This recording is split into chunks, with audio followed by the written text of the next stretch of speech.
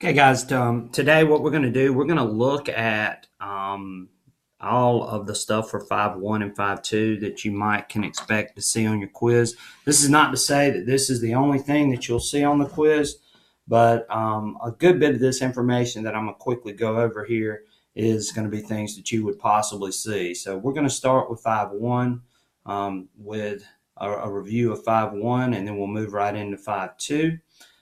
Make sure that you look over your notes one more time, um, especially maybe go back and you can either watch those videos, pay attention to some of the other activities that you've done regarding both of these indicators, and that should help you prepare for the quiz that's upcoming. First off, let's talk about imperialism. Remember that before the age of imperialism, most of the United States believed in the idea of isolationism, that we didn't want to really get involved in things that were going on overseas and other places. And we thought that by doing that, that would get us into um, possibly get us into a war. So we practiced the idea of isolationism before the late 1800s. Again, our main concern was what was going on in the United States, the idea of manifest destiny, expansionism. All of those things were things that were going on, adding territories and adding states. Those were the things that were taking place before the late 1800s.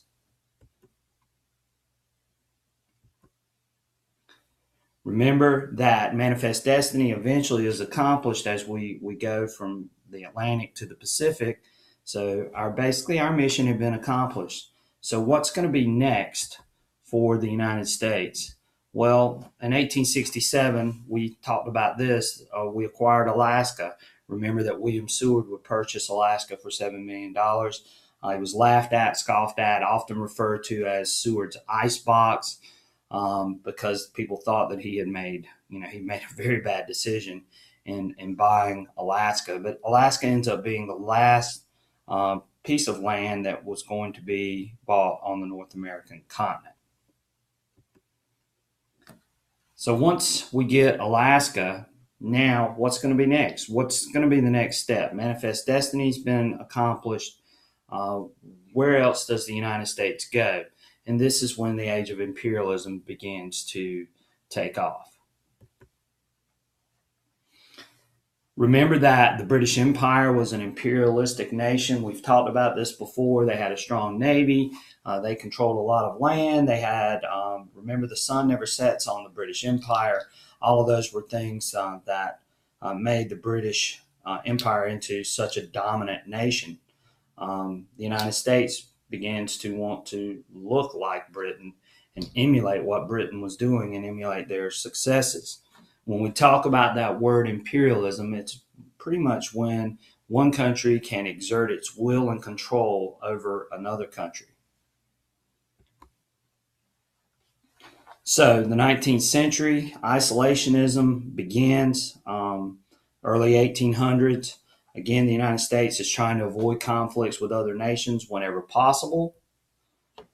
But as the 20th century approaches, the United States believes in that policy of imperialism or interventionism, which we discussed in the notes, to exert itself into other parts of the world. So engage other nations in order to promote our national interest of the United States. What are some of the motivations for U.S. imperialism? And we've discussed these too. The idea of social Darwinism, that the United States was a stronger country and that we should exert our power over some of these weaker countries. Social Darwinism, of course, survival of the fittest. And again, showing you this is actually a picture of the British actually, looking like they're getting ready to shoot some of the people in some of these far away lands, but they were looking to control those people because they felt like those people were weak. The other reason why imperialism is going to take place is because of industrialization. Remember, the United States in the late 1800s is producing and making a lot of goods and materials. that meant that they had to sell those goods and materials to other places too, other than just the United States. So the United States wanted to expand those markets into these faraway lands, and that was another reason for sparking imperialism. Crop prices began to stabilize. Remember, we discussed this when we went through the progressive and the populist movement. In the last standard, crop prices began to stabilize themselves.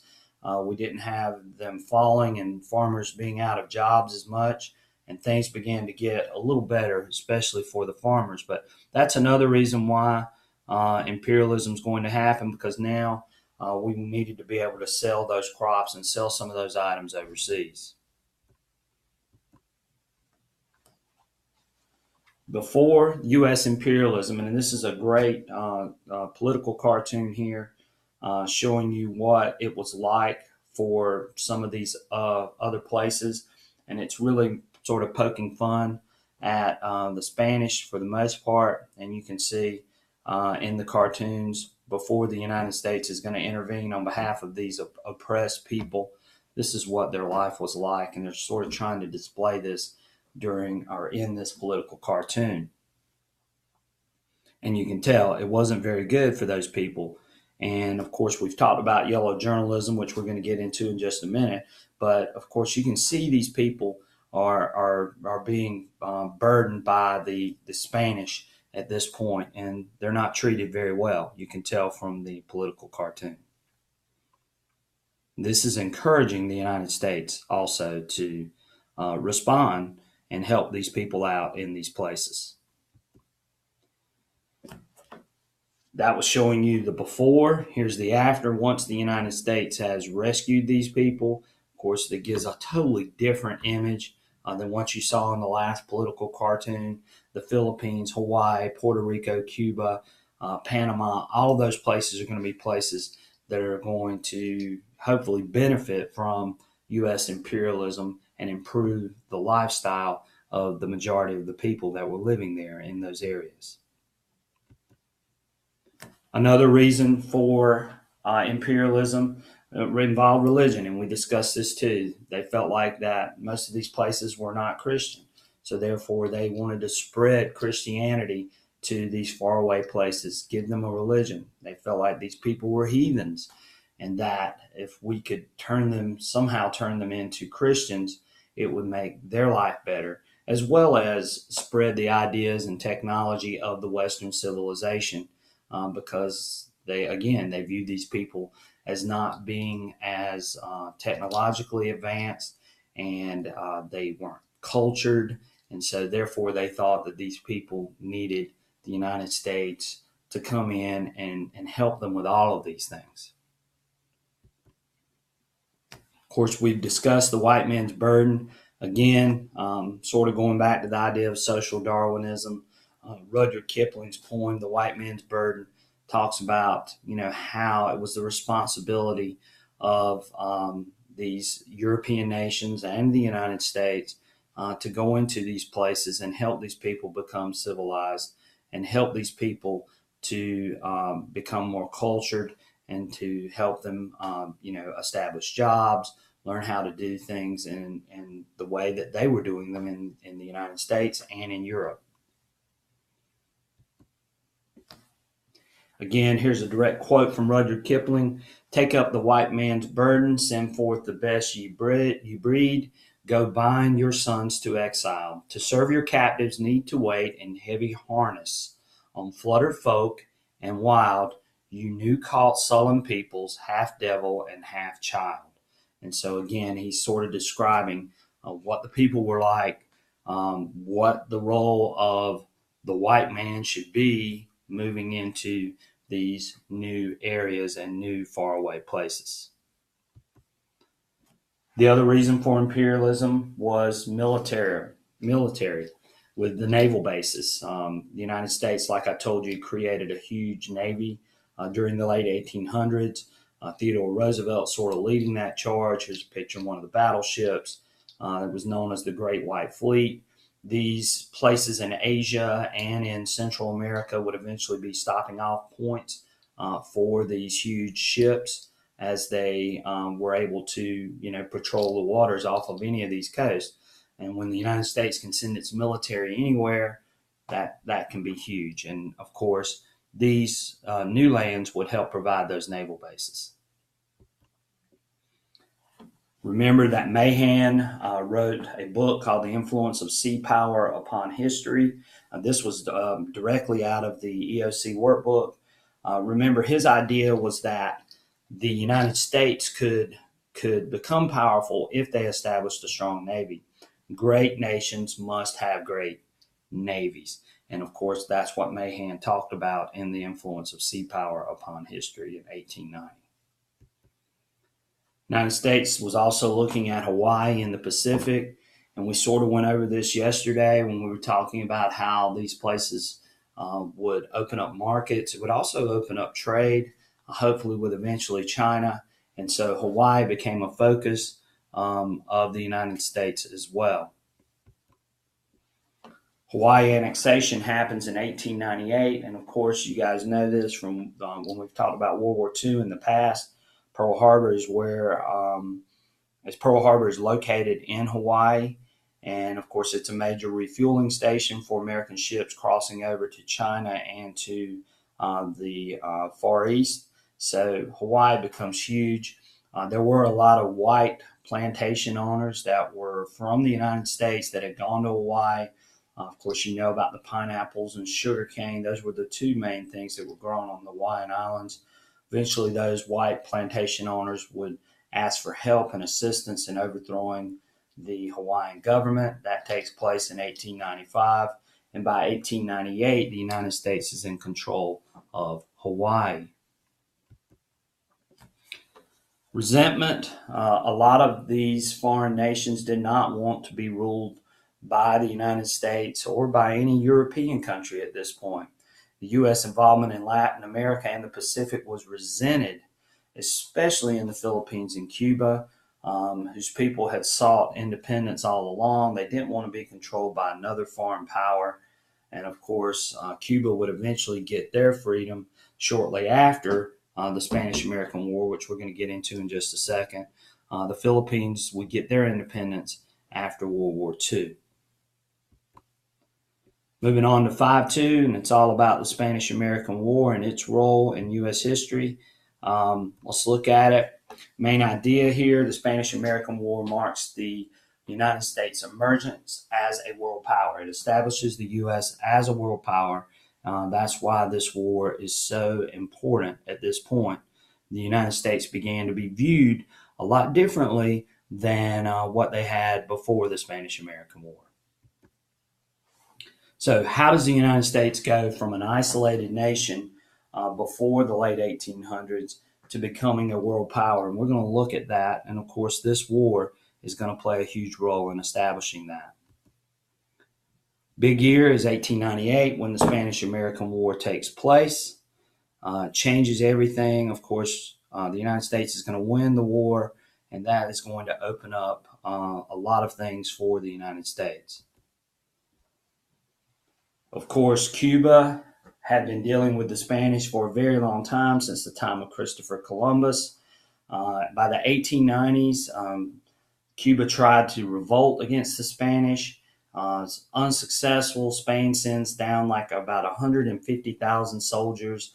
A lot of Cubans are put into concentration camps. It's just a bad scene all the way around. And the Spanish are being just brutal to the Cubans. The Cubans are going to reach out to the United States for help. And this is when you started seeing a lot of those political cartoons displaying the Spanish as being brutes and abusing the Cubans.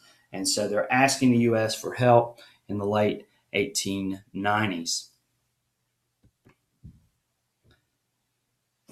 The Teller Amendment comes out in 1898 after the United States wins the Spanish-American War. They were thinking about possibly annexing Cuba, but of course the Teller Amendment sort of strikes that down, allowing Cuba eventually its independence. But then again, even though they didn't annex them, the United States still had a lot of control over what went on in Cuba, even after this Teller Amendment was established. You need to know what the Teller Amendment was, so please make sure you understand it. Don't forget this. Of course, this whole Spanish-American War starts with the sinking of the USS Maine. Here's a picture of it entering Havana Harbor on January 25th, 1898. And of course, we found out later on it was an accident, and there was a boiler that actually exploded that caused the explosion on the Maine. People thought it had been a mine that had been planted in the harbor by the Spanish. And of course, this is going to lead to the U.S. entry into the war. Again, here's a picture of the explosion of the USS Maine, February 15th, 1898, leads the United States into the Spanish-American War. During this time, we also see writings and things that come out that were encouraging war, pushing for war with Spain. This is known as yellow journalism. Two of the guys that were probably the most famous of the yellow journalists were Joseph Pulitzer, who the Pulitzer Prize is named for, which you just saw a few minutes ago, and William Randolph Hearst. Both of these guys would write articles and say things that were sensationalized and encouraged war. The main reason why they did this was to increase the circulation of their particular newspapers. Again, here's a couple of those things showing you Maine explosion caused by bomb or torpedo. You can see that from The World, which was one of the papers headed by either Hearst or Pulitzer. Again, from the New York Journal, crisis is at hand, Spanish treachery. You can see these articles are really pushing for the war. Destruction of the warship Maine was the work of an enemy. Of course, they placed that as big headlines, again, encouraging war. And of course, the rallying cry at the beginning of the war was remember the Maine, sort of like remember the Alamo. Yellow journalism plays a major role in eventually establishing this war and getting this war started. The United States is almost backed into a corner because of all of this, and William McKinley is forced to declare war on Spain. One guy that was real excited that the war was starting was Theodore Roosevelt. Theodore Roosevelt would resign from his position as head of the Navy, and he would actually lead a group known as the Rough Riders in Cuba against the Spanish. And he would charge up a hill known as San Juan Hill. And this gets published in the papers as well. And Theodore Roosevelt takes off to fame with this famous event. Again, here's a picture of the Rough Riders and Teddy Roosevelt at the Battle of San Juan Hill. And of course, that's him in the center. And once this war kicks off, one of the things is that Admiral Dewey of the U.S. Navy would sail directly to the Philippines and attack at Manila, taking Manila and taking control of the Philippines. In Cuba, the armies would meet, and the Spanish would be quickly defeated. San Juan Hill played a major role in one of the battles that was the ending of the Spanish occupation in Cuba. The treaty that ends the Spanish-American War was the Treaty of Paris in 1898. For $20 million, the U.S. gets the Philippines, Puerto Rico, Guam, and a free Cuba. Again, this begins the empire age, I guess, for the United States, and the age of imperialism begins with the United States taking control of these lands in the Pacific and in the Caribbean. And of course, this political cartoon is displaying that with the eagle's wings spread out over all of these faraway places. The Platt Amendment comes out in 1901. This establishes that the United States would not turn Cuba into a territory. It would be known as a protectorate. No treaties without U.S. approval. The U.S. can intervene in any case in Cuba if they see fit, and they would also get a perpetual naval lease of an important base on Cuba called Guantanamo Bay, which the United States still has control of even to this day. Again, the Cubans are going to resent the United States having so much control over their country. This would eventually lead to a revolution in the 1950s led by Fidel Castro, and it would turn Cuba into a communist nation. In the Philippines, there was really a lot of resentment to the United States being there. Again, Spanish had controlled them for a long time. The Filipinos would fight back using guerrilla warfare against the U.S. This would continue for a while until World War I and World War II, where eventually those things begin to fade as the Japanese move into the Philippines and begin to start to take over parts of the Philippines. The American flag being planted in all these faraway places is going to lead to something known as the Insular Cases. You can see from this picture from Theodore Roosevelt and McKinley's presidential campaign, the American flag has not been planted in foreign soil to acquire more territory, but for humanity's sake. So they're trying to justify imperialism at this point. So the Constitution, what happens with these places once they become U.S. territories? This is what the Insular Cases were about. The Constitution does not follow the flag, meaning that just because the United States has a territory or control of an area doesn't mean that everyone in those areas has the same rights that are granted by the Constitution. And of course, the Insular Cases are going to be what settles that. Again, all of this was for humanity's sake, showing you that this is not a good thing in some cases, and this is picturing imperialism as being bad. And of course, they're using the idea that they're trying to save these people, but in some cases, it's not really saving them. There becomes an anti-imperialist league headed by a few people, important people. Mark Twain, Andrew Carnegie, and William G. Sumner are all three that are going to lead this opponent of imperialism, and they're going to try to bring down imperialism and get the United States to sort of scale back some of their imperialist intentions. He said, if we Americans believe in self-government, why do we let it slip away from us? Why do we barter it away from military glory as Spain did? And of course, he's trying to say, look, the Spanish were imperialists. Now we're just taking their place. And of course, he's making that argument there. And that is from William Sumner. If you take away the Constitution, what is American liberty and all the rest?